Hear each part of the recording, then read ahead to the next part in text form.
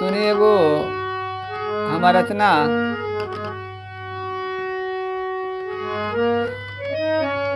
भक्ति रचना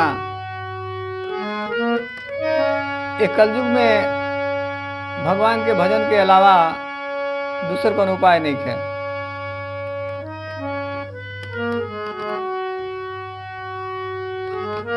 तुलसी बाबा रामचरितमानस में लिखने भी बानी कि कलयुग केवल नाम आधारा, सुमर सुमर न तरह पारा। तो कलयुग में भगवान के नाम ही सार्थक बा, बाकी कुछ आडंबर के लिए कोनो फायदा होखे वाला बाना। तो सुनी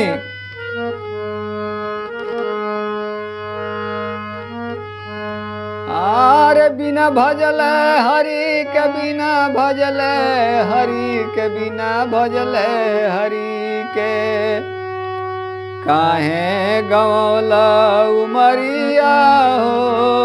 बिना भजल हरि के काहे गवला उमरिया हो। बिना भजल हरि के काहे गवला उमरिया हो। बिना भजल हरि के आरे सुंदर दहिया मली मली धोआला। सुंदर दहिया मली मली धोआला। मली मली धोआला हो। मली मली धोआला आरे धोआला न मन के भीतरिया हो। बिन भजले हरि के काहे गवला उमरिया हो। बिन भजले हरि के काहे गवला उमरिया हो।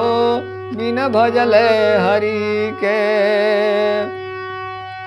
आरे सुंदर दहिया मली मली धोआला। सुंदर दहिया मली मली धोआला आरे धोआला न मन के भीतरिया हो। बिना भजले हरि के काहे गवला उमरिया हो। बिना भजले हरि के काहे गवला उमरिया हो। बिन भजले हरि के आरे बाग लगवला बगैचा लगवला। बाग लगवला बगैचा लगवला आरे सुंदर बनवला अटरिया हो। बिना भजले हरि के काहे गवला उमरिया हो।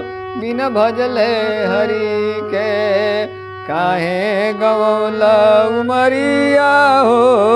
बिना भजले हरि के आरे भजन बिना मानुष तन बिरथा। भजन बिना मानुष तन बिरथा। मानुष तन बिरथा। मानुष तन बिरथा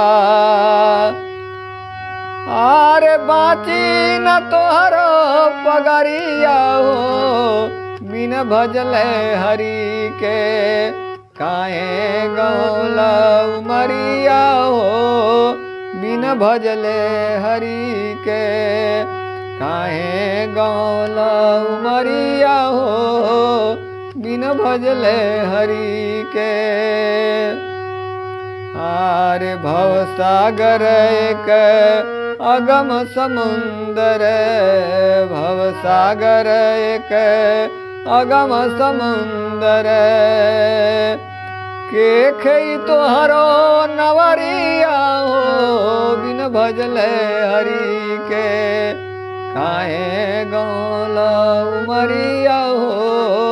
बिन भजले हरि के काहे गवला उमरिया हो। बिन भजले हरि के बिन भजले हरि के बिन भजले हरि के।